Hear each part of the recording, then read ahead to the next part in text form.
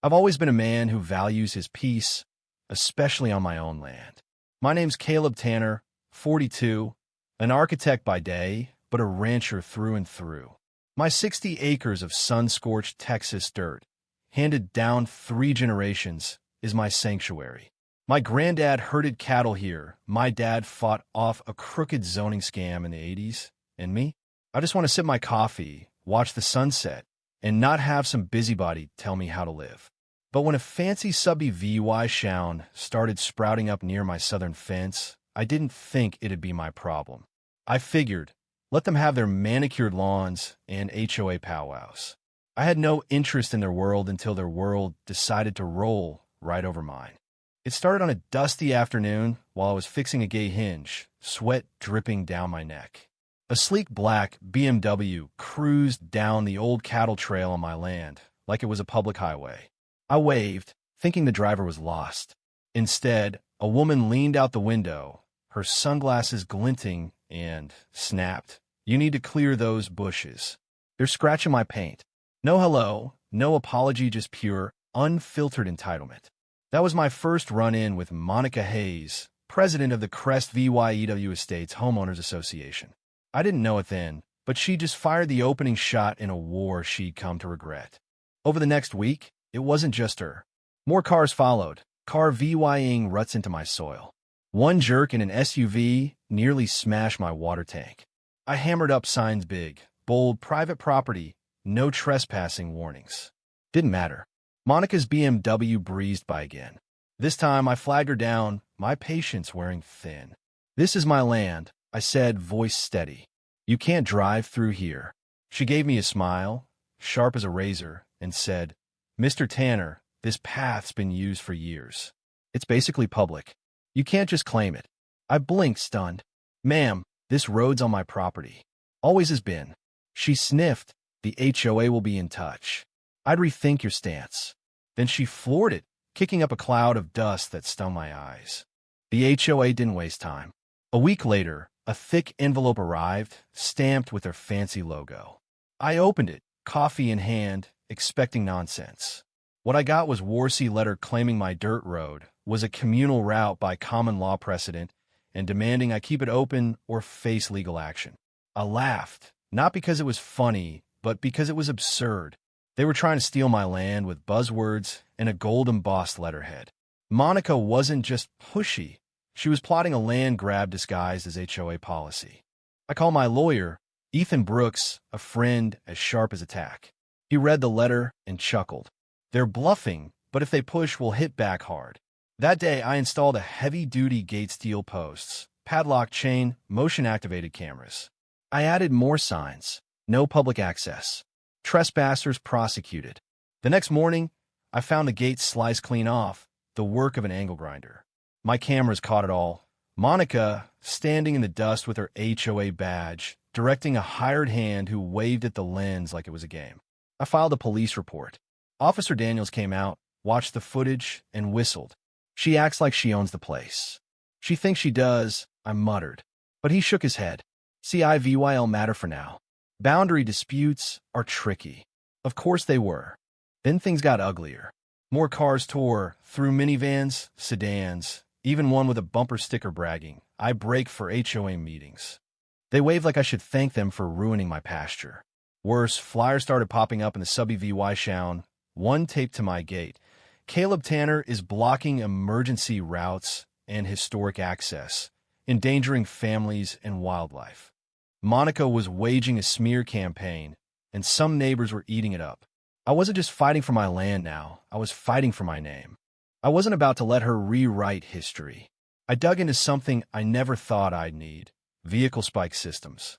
Not prison grade, but legal, surface-mounted spikes for private property, rated for light traffic. Expensive, but worth it to stop the damage. I installed them at dawn, drilling plates into the dirt, stenciling warnings in English and Spanish. Private property. Tire damage possible. I added a sign, just for Monica. Trespassers will be popped and prosecuted. 2 days later, I heard her BMW's engine roaring. I waved from the barn. She ignored me, didn't even slow down. Then crunch. All 4 tires shredded in seconds. her car skidding to a halt, rubber flapping like streamers. Silence. Then her door flew open, and she stormed out, heels clicking, screaming, "You lunatic! This is assault." I stayed calm. "Monica, there are 3 signs, 2 cameras, and enough paint to guide a plane. It's legal on my land. Check the Texas property code." She jabbed her phone, yelling about the sheriff. I sipped my coffee and waited. Deputy Harper arrived, a guy who'd bought hay from my dad years back. He checked the signs, watched the footage, and turned to Monica. "Ma'am, you drove past warnings and wrecked your own tires." She sputtered, "It's unethical." "Not illegal," he said, pocketing his notepad. I offered to tow her out for the cost of 4 tires. She refused. That night, I replayed the footage, grinning over a beer. That dirt road wasn't just a pad hit, was my line in the sand, and now it had teeth. I thought Monica might back off, but she doubled down. The next day, her BMW rolled in on a tow truck, Monica standing beside it in oversized sunglasses, flanked by 2 patrol cars. Harper was there again, giving me a look that said, "Can you believe this?" Monica pointed at me, barking, "He rigged the road with tire killers. That's vehicular assault." I handed Harper the footage drive. He and his partner watched Monica ignore every sign, her car eating spikes like candy. "No crime here," Harper said. "It's private land, clearly marked." Monica's face twisted. "This road's historic. We've used it for years." Harper crossed his arms. "Using it doesn't make it yours. That's trespassing." She spun on me, nail pointed like a dagger. "This isn't over, Tanner.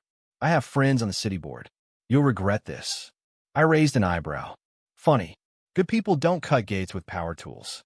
She stormed off, her car towed away in disgrace. 2 nights later, a knock at my door. It was Amos, a gruff feed store owner, looking spooked. He handed me an old recorder. "Monica tried to bribe me to lie about your land, causing runoff issues. Want my porch permit approved." I recorded her. I played it.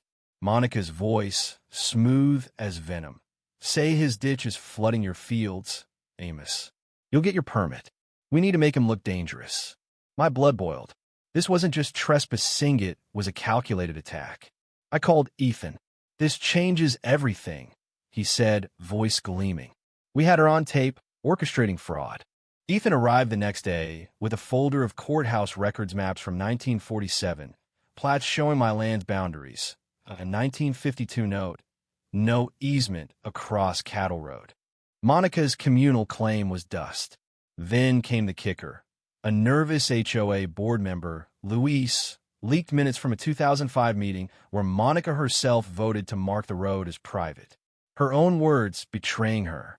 We filed a lawsuit: trespassing, property damage, defamation, fraud, harassment.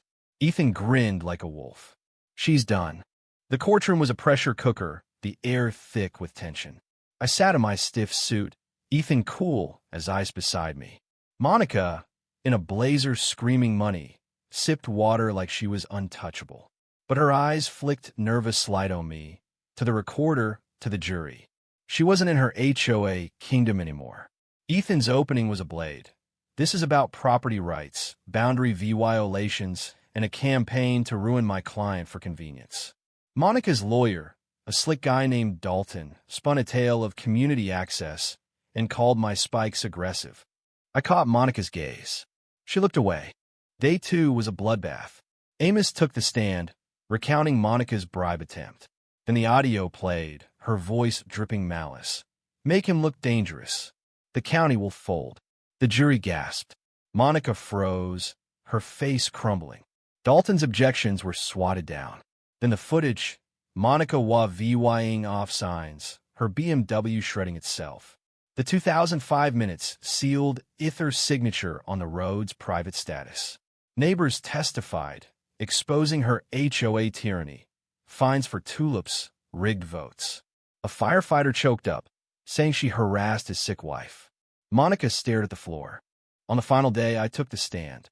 I told them about my granddad's cattle, my dad's zoning fight, the pride of keeping this land whole. I laid out the trespassing, the flyers, the cut gate. The moment we stopped defending our boundaries, I said, we stopped being free. Dalton tried to paint me as hostile. Spikes are extreme, no? I didn't blink. Not when they're warned. Not when it's my land. The jury deliberated 4 hours. Verdict, my favor, every count. Monica owed Dula 90,000 and was banned from HOA leadership for 5 years. She sat, pale, hands trembling, as her empire collapsed.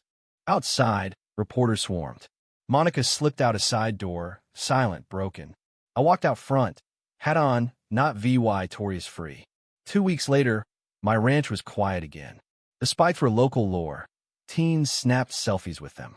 I hosted a barbecue, inviting everyone allies, ex-foes, even Luis. Laughter filled the air, a sign at the gate reading, "Welcome unless you're Monica." Then, at dusk, I saw her SUV parked outside. Monica stood by the fence, smaller, defeated, holding a paper bag. "I won't stay," she said, handing it over. Inside, a tire gauge and valve caps.